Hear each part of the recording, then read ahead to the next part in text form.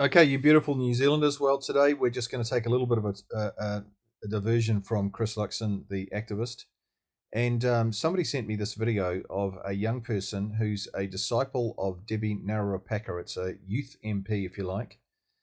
And I've talked a lot in my other videos about radicalisation, how young people in New Zealand are being radicalised. That is, they're becoming like Muslim extremists, not quite strapping bombs to themselves and walking into shopping centres and letting them off. But, you know, in their minds, they're pretty much cooked. They're pretty much gone, far gone. And this guy is an example, this young man. It's a tragic thing in a sense because it's a young life that's being wrecked. You know, your mind is a very fragile thing. All of our minds are fragile things, and they can be screwed up and radicalized very easily. And unfortunately, the fallout from people like Debbie Narawapaka and Waititi and Willie Jackson and Tuku Morgan and a whole lot of others at the top of Marydom who are doing their best to radicalize young people. And really, they're being so irresponsible in doing this because they are wrecking young lives, ruining young lives, and really not guiding young people into wisdom and truth and helping them become part of the solution. So now we have, you know, a whole army of young people who are completely screwed up, completely messed up. And of course, who's going to pick up the tab on this? It'll be the taxpayer when they need psych treatment and they become, you know, violent offenders in society and they become jobless because nobody wants to hire somebody like this. And so eventually this is going to be a train wreck for the whole of society.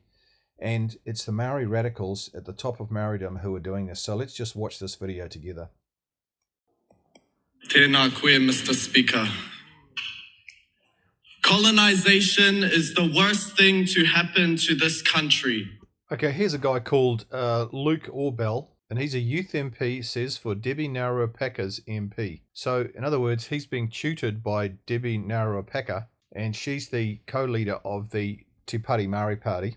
So he says that colonisation has been the worst thing that's ever happened to him. He would have got to this event on a car that colonials invented. He's wearing clothes that are invented by colonials. His hair's probably been cut by colonials, using scissors introduced by colonials, and barbershop clippers introduced by colonials. The speaker system he's using has come from colonials, ultimately. So is all the seating. His feather cloak's probably been wound together by colonials. Anyway, let's just keep looking at what he's about to say. I am angry. Oh yeah, we can see that. He's got a patu in his hand, which is a Maori weapon of war. How come that's allowed in Parliament? I am angry that pepeha was stolen from me. I guess he means pepeha is like his culture. His culture's been stolen from him. But wait a minute. Your culture hasn't been stolen from you. You're supposed to be responsible for your own culture, nurturing it on the maraes and in your home. Why were you neglectful? Why didn't you do it yourself? 15 years I was without my culture. Okay, so 15 years.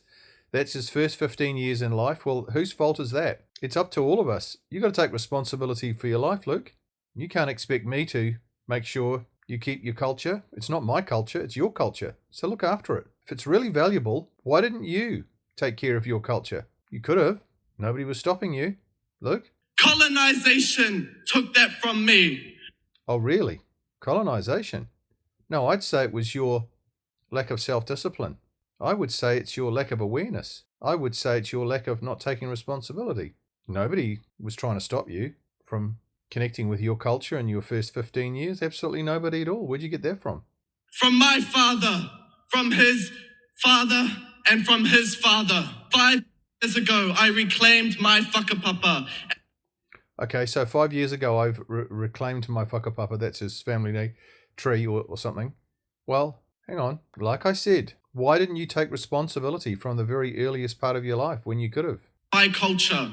Despite the odds of the colonized education system, I found my culture through myself. No, you didn't. You just said you lost it. You lost it for 15 years and then you found it again.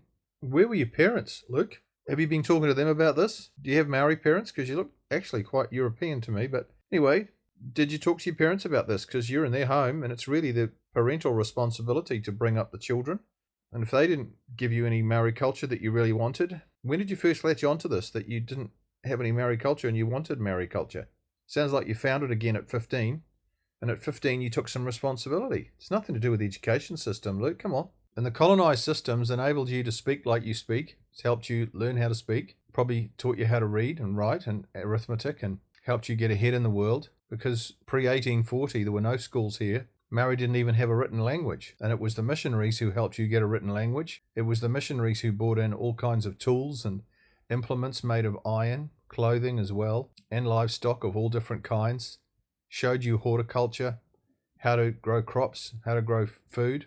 Maori life expectancy prior to 1840 was in the 20s. Now it's in the 70s.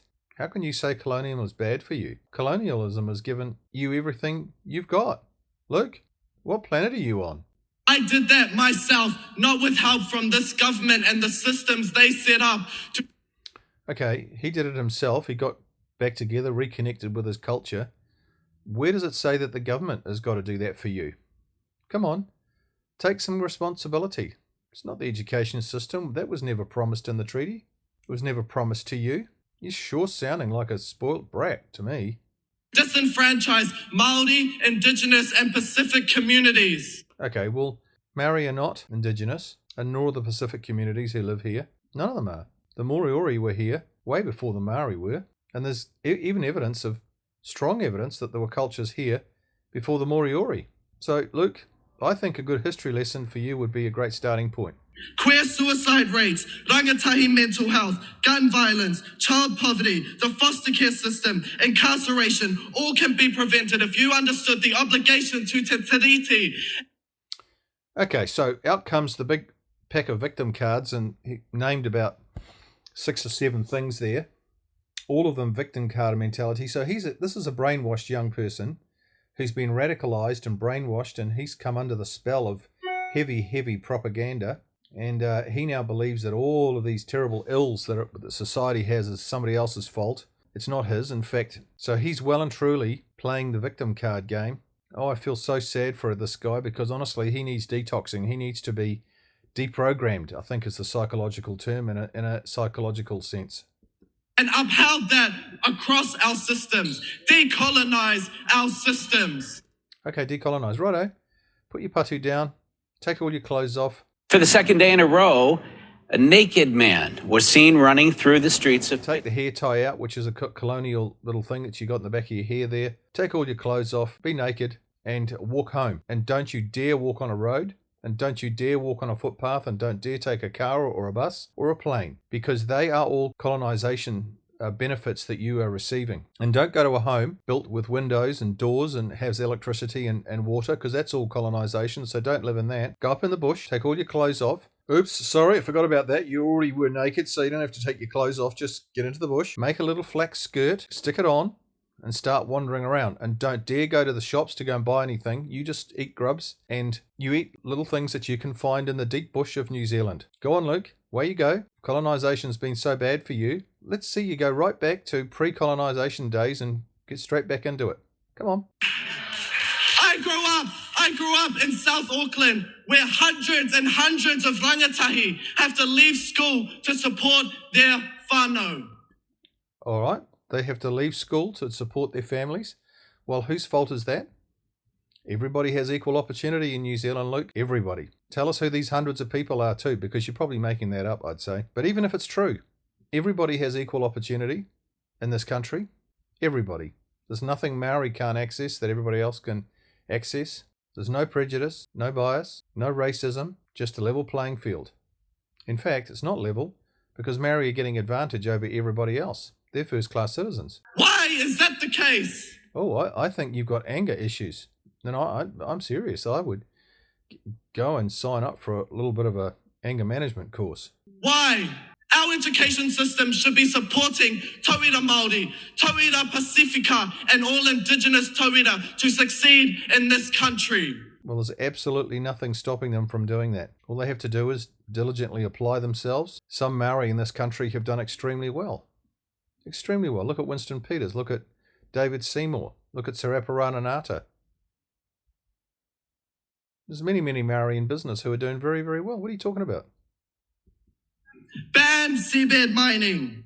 Take Māori values ban seabed mining. No, I'm actually thinking that's the most wonderful thing that we could have. That oil under there could make New Zealand an independent country. It could make us the wealthiest country in the world. We could have petrol down to 30 cents a litre.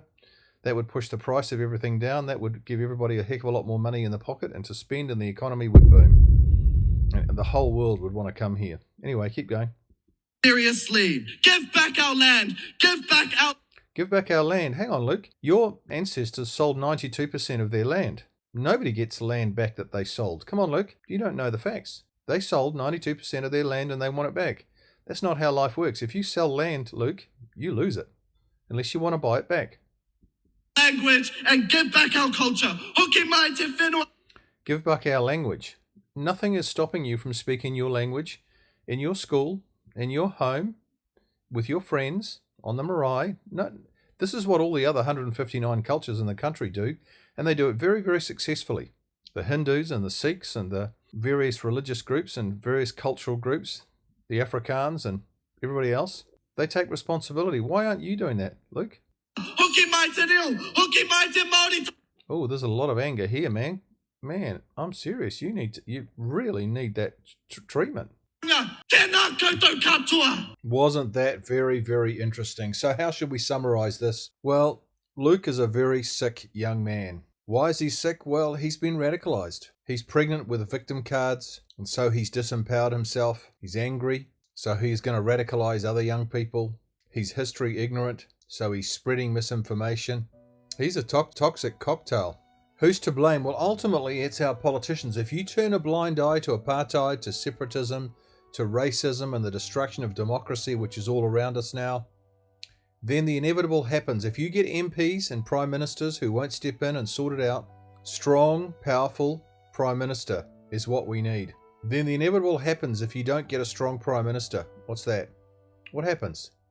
You get anarchy, and eventually you get civil war.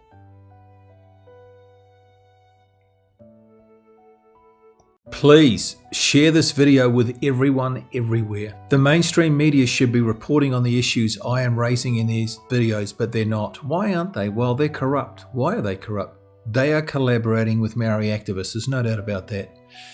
In the final analysis, the people of New Zealand, that's us, have ultimate power, not the politicians. Did you know that? The people can kick out the people in power and they can put them into power. How are we going to do that? Well, awareness is the key to change. If enough people in New Zealand become aware of the issues I am raising, we can save this beautiful country. So share these videos everywhere so that come the next election, we can vote the right people in and kick out the people who are destroying New Zealand.